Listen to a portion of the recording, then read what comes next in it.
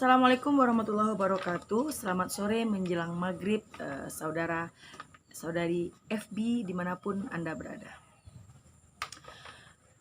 Kejahatan dan kebaikan akan selalu bisa kita temui di mana saja kita berada. Sampai ajal menjemput pun kita akan menemui yang adanya kebaikan dan kejahatan. Namun persoalannya adalah bukan kita temui kebaikan atau kejahatan itu, namun bagaimana kita menyikapi kebaikan yang kita berikan kepada orang lain ketika kebaikan itu tidak dibalas oleh orang lain. Nah, kajian pada hari ini saya ingin menyangkut pautkan atau mengkaitkan dengan teori sosiologi yang dinamakan teori exchange yang dikemukakan oleh Humans, yang dia mengatakan bahwa dalam hidup ini adalah teori pertukaran sosial, di mana ada cost and reward. Cost adalah biaya atau pengorbanan yang kita keluarkan, dan reward adalah penghargaan yang diberikan oleh orang lain kepada kita atas biaya atau pengorbanan yang sudah kita keluarkan. Namun permasalahan yang banyak kita hadapi pada saat ini adalah ketika kebaikan atau apa yang kita berikan kepada orang lain itu tidak pernah dibalas oleh orang lain. Itu yang menjadi persoalan dalam hidup. Banyak tetangga dengan tetangganya bertengkar karena kebaikan tidak pernah dibalas. Saudara dengan keponakan, mama dengan keponakan dengan mama, orang tua dengan anak, mertua dengan menantu, banyak terjadi permasalahan seperti itu. Nah, namun sekarang kita bahas adalah bagaimana kita menyikapinya.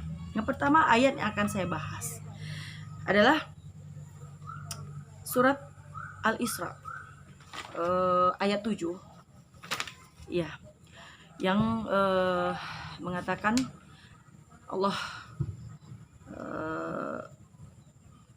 mengatakan bahwa Bismillahirrahmanirrahim. In ahsantum li anfusikum wa in asa'tum falaha. Dimana artinya adalah ketika kamu memberikan kebaikan kepada orang lain, berarti kamu berbuat baik pada diri kamu sendiri. Tapi kalau kamu berbuat jahat kepada orang lain, maka kejahatan itulah akan kembali pada dirimu sendiri. Nah, artinya apa? Kebaikan yang kita ambil di sini adalah kebaikan kepada orang lain, memudahkan orang lain, membantu orang lain dalam kesusahan, atau berbagi makanan kepada tetangga, memberi tumpangan dalam perjalanan. Ketika tetangga kita nampak berjalan, kita berikan tumpangan, memberikan sedekah kepada orang lain. Namun ketika kebaikan itu tidak kembali kepada kita oleh orang lain tersebut, itu yang jadi banyak persoalan. Nah, saya ingin bahas ayat ini. Kenapa? Saya teman saya pernah bercerita, ini kisah nyata, bahwa pada satu hari, pada siang hari, dia menyuruh saudaranya, kita anggap saja dia si Fulan ya, saya tidak mau menyampaikan siapa namanya, kita sebut saja si Fulan. Fulan menyuruh saudaranya untuk membeli minyak tanah untuk dia memasak untuk kompornya. Kemudian si saudaranya pergi, kemudian saudaranya kembali dan membawakan minyak tadi. Ketika si Fulan memasukkan minyak ke dalam kompor, apa kata saudaranya? Ih, saya senang sekali dengan bau bensin ini. Astagfirullah. Si Fulan istighfar. Lalu dia berpikir, apa yang kamu sebut tadi? Ini bensin atau minyak tanah, saudaraku? Dengan ragunya saudaranya menjawab, aduh gak tahu kak. Sehingga si Fulan bertanya, di mana kamu beli tadi? Di situ tempatnya. Si Fulan berangkatlah bertanya kepada orang yang berjualan minyak itu. Ibu, tadi saudara saya ke sini. Apakah saudara saya membeli minyak tanah? Oh tidak, di sini kami tidak menjual minyak tanah, tapi kami menjual bensin. Nah, dengan hati yang deg-degan, si Fulan pulang. Berharap, ya Allah, semoga rumahnya tidak terbakar. Semoga adiknya tidak menyalakan api ke dalam kompor tersebut. Kemudian setelah pulang, alhamdulillah, rumahnya tidak apa-apa. Adiknya sehat walafiat, barangnya tidak ada yang terbakar sedikit pun. Kemudian dia menghela nafas sampai di rumah. Alhamdulillah, ya Allah. Setelah itu beberapa menit ada seseorang datang. Bu, ini pisang, hanya ini yang bisa saya berikan pada ibu. Ibu udah nolong saya tadi pagi. Baru terbersit di benaknya. Ya Allah, mungkin sedekahku pagi tadi kepada si ibu inilah yang menolak bala dan menghindarkan kami dari semua mara bahaya ini. Apa yang ditolong oleh si fulan ini pada pagi hari?